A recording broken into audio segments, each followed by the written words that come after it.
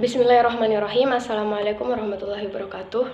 Perkenalkan, nama saya Novianti Ramadhani dari Pendidikan Bahasa Inggris semester 6. Pembahasan kali ini yaitu medan makna dan perubahan medan makna.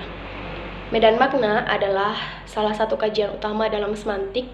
Medan makna merupakan bagian dari sistem semantik bahasa yang menggambarkan bagian dari bidang kebudayaan atau realitas dalam alam semesta tertentu yang direalisasikan oleh seperangkat unsur leksikal yang maknanya berhubungan. Medan makna merupakan gabungan dari dua kata, yaitu medan dan makna. Dalam Kamus Besar Bahasa Indonesia, medan berarti tempat yang luas atau ruang lingkup, sedangkan makna merupakan pertautan yang ada di antara unsur-unsur bahasa. Medan makna adalah bagian dari sistem semantik yang menggambarkan bagian bidang kehidupan yang direalisasikan oleh unsur kata yang maknanya berhubungan. Teori medan makna. Teori medan makna menurut Trier merupakan salah satu patokan utama linguistik abad 20. Teori medan makna ialah asumsi bahwa bahasa terdiri dari sistem atau satu rangkaian subsistem yang berhubungan. Oleh karena itu, analisis bahasa dipecah-pecah atas subsistem fonologi, morfologi, sintaksis, dan semantik.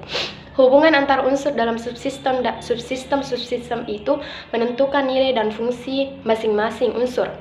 J. Trier melukiskan kosakata sebuah bahasa tersusun rapi dalam medan-medan, dan dalam medan itu setiap unsur yang berbeda didefinisikan dan diberi batas yang jelas sehingga tidak ada tumpang tindih antar sesama makna. Sebagai contoh, pandai, cerdik, terpelajar, terdidik, bijak, berpengalaman, dan cendekiawan. Sedangkan menurut Pateda juga berpendapat bahwa medan makna ialah benda, kegiatan, peristiwa, dan proses. Semuanya diberi label yang disebut lambang. Setiap lambang dibebani unsur yang disebut makna. Kadang-kadang, meskipun lambang itu berbeda-beda, tapi lambang itu memperlihatkan hubungan antar maknanya. Contohnya, membawa, memikul, menggendong, menjinjing, dan menjunjung. Pertalian maknanya yaitu seorang yang menggunakan tangan, kepala, dan bahunya memindahkan sesuatu dari satu tempat ke tempat yang lain. Dengan kata lain, ada aktivitas. Aktivitas itu dilaksanakan oleh manusia. Pada waktu melakukan kegiatan, digunakan anggota badan berupa tangan atau bahu. Setiap bahasa sebagai sistem memiliki tingkat keterhubungan medan makna yang tercermin dalam lambang-lambang yang digunakan. Contoh, kata rasa. Kata rasa menjadi kata yang umum karena kata rasa berhubungan dengan manusia. Kata rasa dapat dihubungkan dengan rasa pada seluruh tubuh, misalnya lemah, lemas, lesu, gembira, sakit, sedih, sehat. Anggota badan, misalnya berkunang-kunang, gatal, panas, pegal, dan pusing. Pada bagian jaringan tubuh, misalnya kaku, ngilu.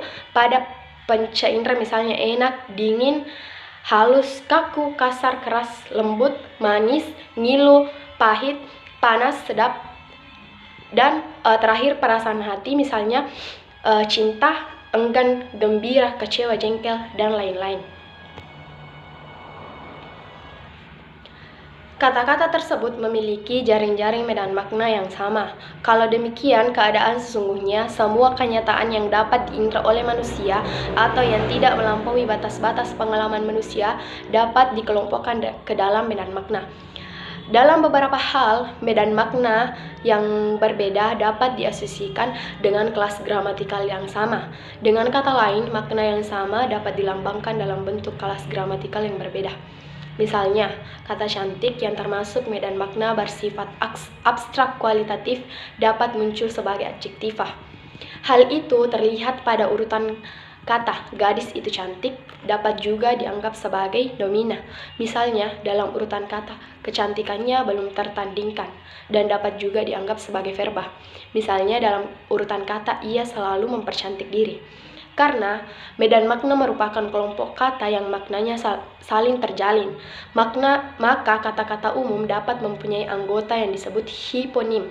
Terbukti dari adanya kata tumbuh-tumbuhan yang mempunyai hiponim: bunga, durian, jagung, kelapa, pisang, sagu, tomat, ubi. Kata bunga mempunyai hiponim: aster, bungevil, kamboja, matahari, souvenir, tulip. Dengan demikian, deskripsi medan magna dapat saja berupa keberadaan medan magna itu sendiri, baik medan magna yang terdiri secara terpisah dari medan magna yang lain, maupun medan magna yang terikat dalam hubungan jaringan medan magna yang lebih luas. Selanjutnya, perubahan makna.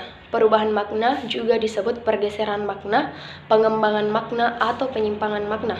Merupakan evolusi penggunaan kata, biasanya hingga tahapan makna modern menjadi sangat berbeda dengan makna aslinya. Dalam linguistik diakronis atau historis, perubahan makna merupakan perubahan pada salah satu makna sebuah kata. Setiap kata memiliki beraneka makna dan konotasi yang dapat ditambah, dikurang, dan diubah sepanjang masa, sehingga kognat lintas ruang dan waktu dapat memiliki makna-makna yang sangat berbeda. Ada beberapa penyebab perubahan makna, diantaranya perkembangan dalam bidang ilmu dan teknologi, perkembangan dalam sosial dan budaya, perbedaan bidang pemakaian, adanya asosiasi, pertukaran tanggapan indera, perubahan tanggapan, adanya penyingkatan, pengembangan istilah. Adapun jenis perubahan makna diantaranya meluas, menyempit, amelioratif, peyoratif, perubahan total, penghalusan atau eufemia, pengasaran atau disfemia, asosiasi, anestesia. Baiklah, itulah tadi beberapa penjelasan mengenai medan magna dan perubahan makna. Semoga bermanfaat. Sekian dari saya. Assalamualaikum warahmatullahi wabarakatuh.